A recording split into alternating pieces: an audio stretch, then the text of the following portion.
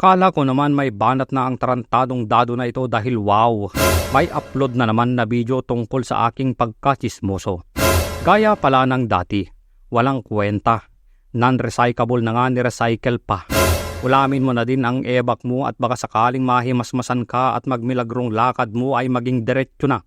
Papansin ka masyado, kaya pagbibigyan kita, tatarantaduhin kita 10 ng iyong kasama sa Ampaulaya.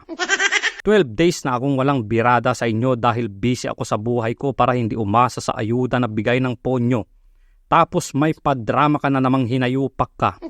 12 days na kayong hindi pinapansin dahil yung mga katulad nyo ay dapat kaawaan sa halip na banatan. Pero ano ba talaga ang gusto mo, Dado? 12 days akong nanahimik pero yung natutulog na dragon muling binulabog mo. 12 days na walang birada sa inyo pero ano?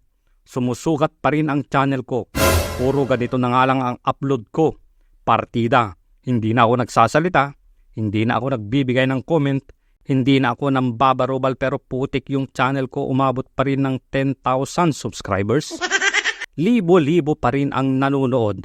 Hindi katulad mong kahit gaano ka pa ka-trying hard na sumabay, hindi ka talaga makakasakay.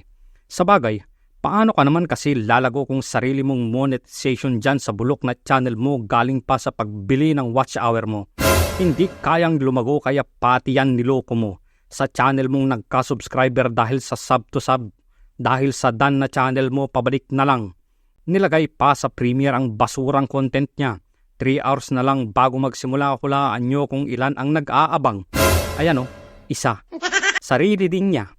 Inaabangan niya yung sariling video niya dahil may sorpresa daw siya sa sarili niya. Putik yan. Basurang basura ang datingan. Silipin natin ang mga comments. Hello po sa lahat ng Kaampalaya. Dan tamsak watching.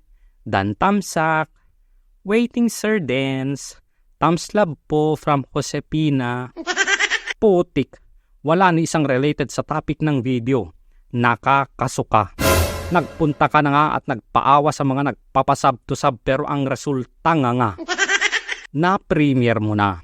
After 1 hour, 23 ang views. Yan ba ang quality? Yan ba ang may sense? Common sense din show at tanggapin mo na. Kahit anong effort mo walang kwenta. Sa tinagal-tagal mo na nakaharap sa camera yung asama mo lang kuno ang naniniwala. Oo, pinanood ko. Dagdag views. Abuloy ko na yan sa'yo kapag nagpantay na ang 2 paa mo. Anong drama ito? Sawang-sawa ka na ba sa kahahampas ng asawa mo kuno sa ulo ng plastik na bote? Kaya naman sumalang siya sa arnis ngayon? Hindi na ba tumatalab ang plastik na panghampas sa ulo mo kaya naman minabuting yantok ang ipampapalo sa iyo? Mind you, hindi na lang ngayon ulo dahil buong katawan mo na ang punteryalo ko. Oo, pinanood ko. Dagdag ulit sa views mo. Abuloy ko ulit yan kapag nagpantay na ang 2 paa mo. May nagparating sa akin na hinahamon daw ako ni Estelastico sa debate. Grabe naman yang puro noon na vlogger ni Tulfo. Kukuha na nga lang ng mensahero yung hindi pa makalakad ng diretsyo. Kukuha na nga lang ng mensahero yung vlogger pa na sa butiki mamamatay dahil sa kakatingala sa kisame. Gagi, kapag yung butiki nalaglag sa kisame tapos sakto yan sa bunganga niyang kasing baho ng kwarto ni Cuddly Teddy Bear.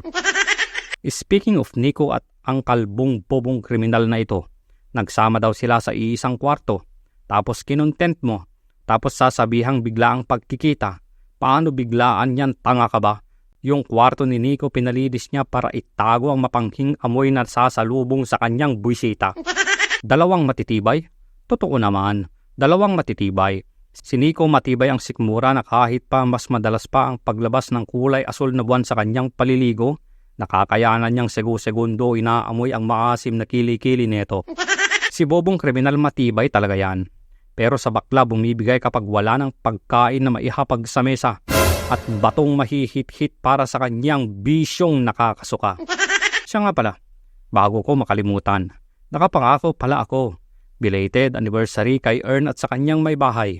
Umayo kayo at magpakarami.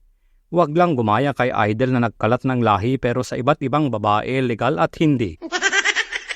May ipapakiusap lang ako. Pakisuportahan naman ang channel na ito. Promise kung quality lang din ang hanap nyo, dito na kayo para marinig nyo ang magagandang boses ng Kabatas at Armado. Hindi katulad neto, trying hard humawak ng mic. Hindi lang boses ang mas malala pa sa palaka, pati sa kung papaano tumayo palakang palaka. Huwag mo nang itanong kung paano maglakad. Alam mo na ang sagot, huwag kang patay mali sa dyan. Wala ka pa pala. Ako na yun to.